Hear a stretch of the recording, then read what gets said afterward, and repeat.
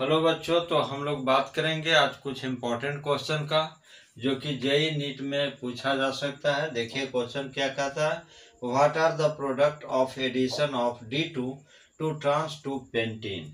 मतलब यह जो है कहता है कि जब हम एडिशन कराते हैं किसको, D2 को। D2 है क्या, तो D2 जो है क्या है, आपको हाइड्रोजन का आइसोटॉप्स है। तो इसका D2 का एडिशन करवाते हैं, किस में करवाते हैं, ट्रांस टू पेंटीन में। तो सबसे फर्स्ट जो है सो ट्रांस टू पेंटीन का स्ट्रक्चर आपको बनाना चाहिए और उसके बाद फिर जो है सो आगे बढ़ते हैं। तो देखिए ट्रांस टू पेंटीन, तो देखिए कैसे बनाएंगे इसके लिए। तो सबसे पहले देखिए इस जो टर्म जो है, ये जो नाम जो दिया हुआ है कंपाउंड का, जिसमें पेंट है और पेंट का मतलब 5 कार्बन, तो 5 कार्बन में यह जो है सो इन लगा हुआ है। इसका मतलब डबल बॉन्ड कहाँ पर है, कार्बन नंबर 2 पर। तो देखिए कार्बन इस तरह से जो है सो यहाँ पर डबल बॉन्ड कर दीजिए। एक ही डबल बॉन्ड है लेकिन 2 पर। इसका मतलब है कि एक कार्बन यहाँ पर होगा और एक हाइड्रोजन यहाँ पर होगा, और इसके बाद जो है सो देखिए एक हाइड्रोजन यहाँ पर और फिर CH2 और CH3। यह जो है सो इसका देखिए ये ट्रांस टू पेंटीन का स्ट्रक्चर हुआ। देखिए कैसे 1 2 3 4 5 कार्बन का ये चेन है। लेकिन ट्रांस कैसे कहेंगे, तो देखिए ट्रांस के लिए कहता क्या है कि जब sp2 कार्बन, यहाँ पर ये भी sp2 कार्बन है और sp2 कार्बन है, डबल बॉन्ड वाले जो कार्बन होगा sp2 कार्बन होगा। तो इस दोनों कार्बन पर देखिए, इस sp2 कार्बन पर यह हाइड्रोजन है और ये sp2 कार्बन पर यह हाइड्रोजन, ये दोनों सेम ग्रुप है।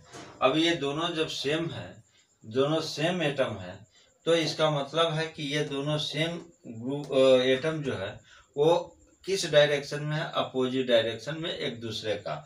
मतलब इसके और इसके बीच का एंगल कितना होगा, 180 होगा। तो जब दो सिमिलर ग्रुप जब 180 के एंगल पर हो, यानी एक दूसरे का अपोजिट हो, तो वह जो सो ट्रांस कहलाता है। और यदि सेम ग्रुप होता तो ऐसे स्थिति में जो है सो उसको हम क्या बोलते हैं, उसको सिस बोलते हैं। क्लियर है।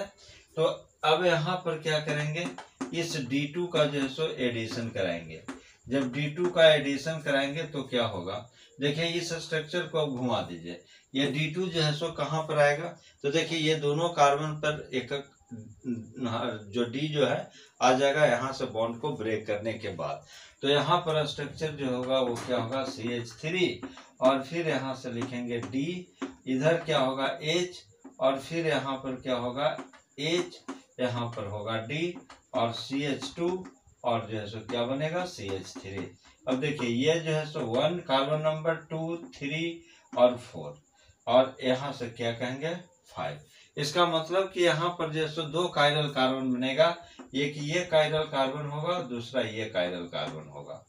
तो जब ये जो है सो आपको क्या होगा, ये जो सो पॉजिटिव लिखने का मतलब क्या होगा, ये जो सो D फॉर्म होगा।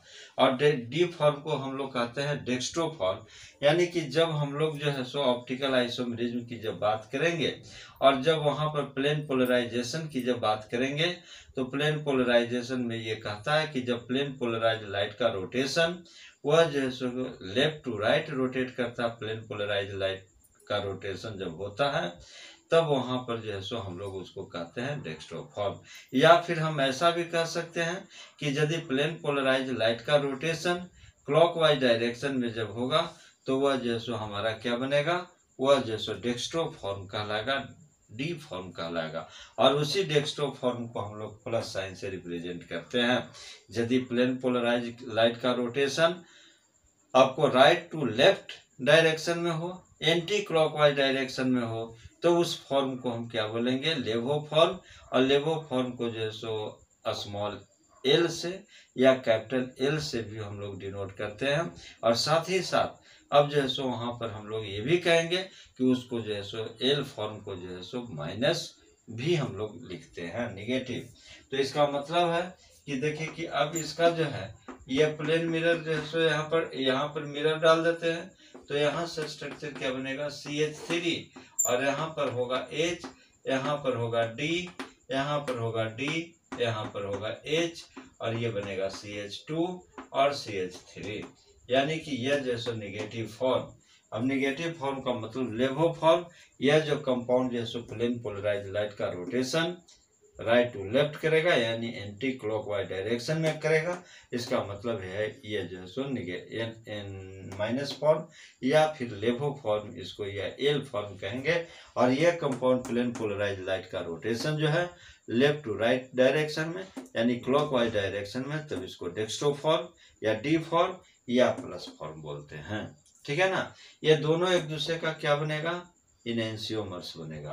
तो यहाँ से लिखेंगे कि अब यहाँ पर देखिए कि ये दोनों के दोनों जो है प्लेन पोलराइज लाइट का rotation 50% left to right and 50% right to left, मतलब 50% क्लॉकवाइज डायरेक्शन और 50% एंटी क्लॉकवाइज डायरेक्शन। ऐसे सिचुएशन में इसको हम क्या बोलेंगे, रेसमिक मिक्सचर। तो यहाँ से प्रोडक्ट जो बनेगा क्या बनेगा, रेसमिक। ठीक है ना। यहाँ से लिखेंगे रेसमिक मिक्सचर। ये जो प्रोडक्ट जो देगा वह रेसमिक मिक्सचर, और रेसमिक मिक्सचर जो होता है वो क्या होता है, ऑप्टिकली इनएक्टिव।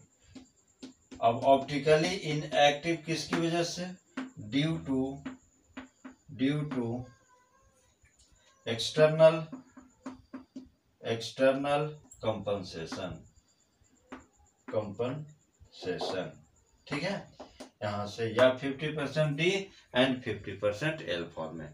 तो यानी यहाँ से जब हम D2 का एडिशन जब कराते हैं ट्रांस 2 पेंटीन में, तो हमको प्रोडक्ट क्या बनता है, रेसमिक मिक्सचर बनता है। और इसी के बारे में ये जैसे पूछ रहा था। ठीक है। तो ये इस तरह का जो है सो इम्पोर्टेंट क्वेश्चन कभी कभी एग्जामिनेशन में जो है सो दे दिया जाता है, और इसको जो है सो बच्चे प्रॉब्लम को अच्छी तरह से सोल्व भी कुछ करते हैं, कुछ से नहीं भी होता है। ऐसे सिचुएशन में जब तक कि आपको कॉन्सेप्ट नहीं होगा तब क्वेश्चन आपसे सोल्व नहीं होगा।